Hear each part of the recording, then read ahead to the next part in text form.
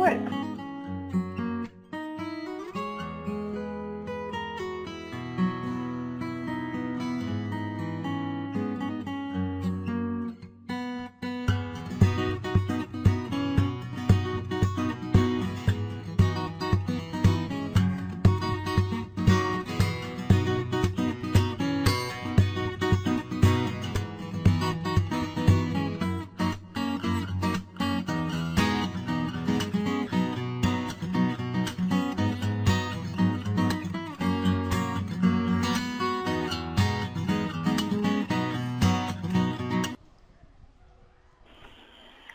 I will tackle about the network security. First and foremost, what is network security? How does it protect you? How does network security work? What are the business benefits of network security? You may think you know the answers to the basic questions like what is network security? Still, it's a good idea to ask them of your trusted IT partner. Why? Because small and medium-sized businesses or SMEs often lack the IT resources of large companies. That means your network security may not be sufficient to protect your business from today's sophisticated internet threats. However, there are two kinds of network security. First is the traffic-based security. There are two kinds of traffic-based security. First, the access list traffic-based security, which routers can be configured to enforce security in much the same way firewalls do. All routers have access lists and they can be used to control what traffic may come and go through the router's network interfaces and what applications may be used if admitted. Access lists regulate network traffic flow and security by using permits and deny statements that filter traffic based on source, address, destination address, and protocol type of a packet. They are available for IP, IPX, AppleSoft, and other protocols. The second one is the firewall traffic-based security. Firewalls are basically fed up routers that screen processes according to strict traffic management rules. They use all sorts of tactics to enhance security, adjust translation to high internal network topology from outsiders, application layer inspection to make sure only permitted services are being run, even high or low counters that watch for any perceived spikes in certain types of packets to ward off denial of service attacks, such as SYN flood and FIN waste. Firewalls that intentionally create a bottleneck at the autonomous system perimeter. As traffic passes through, the firewall inspects packets as they come and go through the networks attached to its interfaces. Firewalls read source and destination host addresses and port numbers, for example, port 80 or HTTP, and establish context for each permitted connection. The context comes in the form of a session where packet with a certain adjusted port number must belong to a valid session. For example, if the user tries to connect the web server to download a file, the firewall will check the user's source of IP address and the application service requested before permitting the packet to pass. Think of traffic-based security as being like those easy pass automated toll booths on major toll routes. Vehicles are funneled through a gateway where a laser reads each electronic ID, barely slowing the flow of traffic. Another one, network security, is the user-based security, which evokes a different picture. This one of a gate with a humorless security guard standing at a post. The guard demands to know who you are and challenges you to prove your identity. If you qualify, you get to go in. More sophisticated user-based security systems also have the guard ask what you intend to do once inside and issue you a coded visitor's badge giving you access to some areas, but not others. Thus, user-based security is employed where a person must log into a host, and the security comes in the form of a challenge of your username and password. In internet working, this kind of security is used as much to keep bad guys from entering network devices such as routers or switches, as it is to restrict access to payload devices such as servers. Unlike firewalls, however, user-based security is nearly as concerned with insiders as outsiders. The security guard at the gate has colleagues in the inside, there to make sure nobody goes into the wrong area. You know the routine. There are employees' budgets and there are visitors' budgets, but the employees' budget lets you go more places. The next topic is about encryption. In cryptography, encryption is the process of encoding messages or information in such a way that eavesdroppers or hackers can read it, but that authorized parties can't.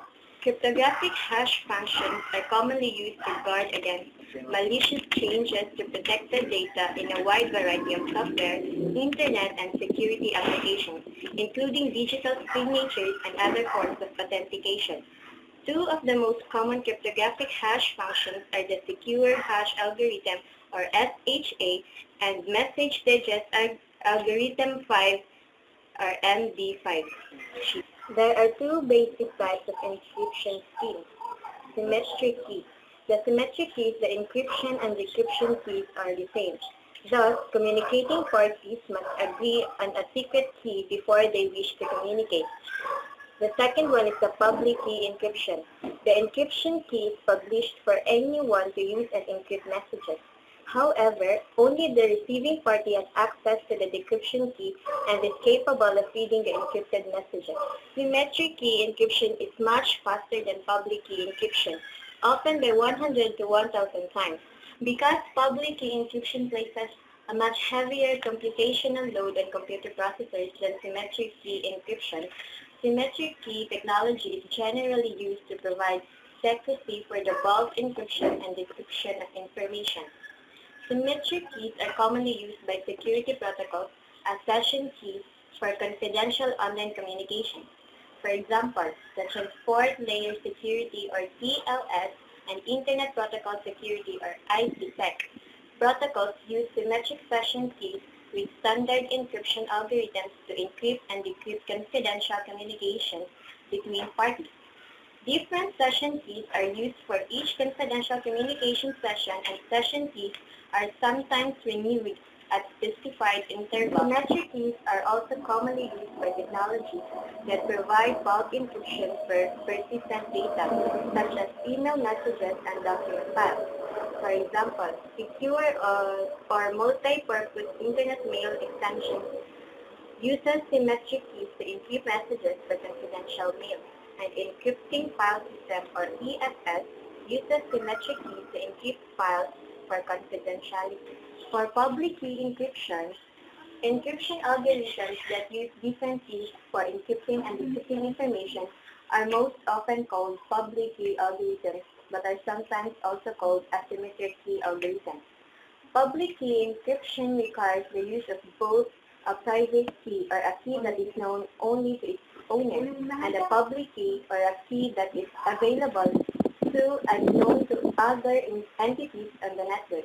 A user's public key, for example, can be published in a directory so that it is accessible to other people in the organization. The two keys are different but complementary in function. Information that is encrypted with the public key can be decrypted only with the corresponding private key of the set. Figure 14.2 shows basic encryption and decryption with asymmetric key. Next topic we have is about firewall. A firewall can either be software-based or hardware-based and is used to help keep a network secure. Its primary objective is to control the incoming and outgoing network traffic by analyzing the data packets and determining whether it should be allowed through or not on a predetermined rule set. A network firewall builds a bridge between the internet network and computer it protects, by securing that the other network is secure and trusted. Usually, an external network, such as the internet, that is not assumed to be secure and trusted. There are types of firewalls. First one is the packet filtering. You can also configure filters with more complex exceptions or rules. For example, a filter might assist with troubleshooting the firewall by allowing the firewall to respond to ping requests coming from a monitoring station's IP address. By default, Microsoft ISA server doesn't respond to ping queries on its external interface. You would need to create a packet filter on the ISA server computer for it to respond to a ping request. Second, we have filtering based on source and destination.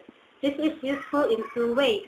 First, you can configure firewalls to block specific websites. Blocking websites by name is a form of destination filtering. Second, firewalls can allow or deny traffic based on the computer sending the request. This allows administrators to disable instant messaging from the computer in one organization, while allowing the same protocol from a different set of computers. The third one is logging. It's also useful for forensic purposes. If an attacker just managed to defeat your firewall, you can refer to the firewall's log and gather information to determine how the attacker carried out the attack. This log can be useful to law enforcement officials if they're involved in related investigation. Lastly, we have intrusion detection. These systems can also prevent DOS attacks. A DOS attack occurs when a user sends fragments of TCP requests, masks a legitimate TCP request, or sends requests from a bad IP source. A server can handle so many requests and displays a DOS message to legitimate site users. IDS provides real-time monitoring of network traffic and implements the prevent, detect, and react approach to security. We also have antivirus. The term virus is used to describe self-replicating computer programs that propagate themselves between files on a computer, and even between computers. Viruses usually, but always, do something malicious, such as overwrite files or waste your bandwidth by sending copies of themselves to everyone in your address book. We have here a sample of antiviruses that you can download to protect your computer. And one of it is Norton Antivirus 2013, which protects your computer against the latest viruses, spyware, and other threats. It delivers fast, powerful online protection to keep you a step ahead of cyber attacks. It lets you chat, email, and share files without worry, updates automatically, offers easy-to-use features, and includes free customer support during your subscription period. And then we have AVG Antivirus Free 2013. Also goes beyond detecting and removing viruses in your PC. Its AVG Do Not Track features gives you control over which websites can collect and use your data. Available if you take AVG Security Toolbar as part of your installation. These features join anti-spyware and Wi-Fi hacker defeating technology to deliver powerful personal protection at home or on the move. The last topic is all about security protocols. First, security protocols are used to protect computer data and communication in transit. The primary tool used to protect information as it travels across a network is cryptography. Cryptography uses algorithms to encrypt data so that it is not readable by unauthorized users. Generally, cryptography works with a set of procedures or protocols that manage the exchange of data between devices and networks. Together, these cryptographic protocols enhance secure data transfer. There are three types of security protocol. First is the SSH, the TLS, the IPsec. First, we discuss about the SSH. The deficiency with these protocols is that when you authenticate yourself to a server, it is always safe in the clear. An eavesdropper can easily intercept this request and masquerade as a potential user. Also, all subsequent data that is transmitted is also a plain text. If Telnet is being used to access a corporate machine, it could potentially store sensitive materials that could fall into the hands of an intruder. The second type of security protocol is the TLS. It is designed to prevent eavesdropping, secretly listening to the private conversation of others without their consent. Tampering and message forgery is the sending of a message to deceive the recipient as to whom the sender is. The last type of security protocol is the IPsec. IPsec VPNs are still the most widely used, especially for larger corporations. The computer connecting via an IPsec VPN is now part of the corporate network and has the exact same access as he was at his office.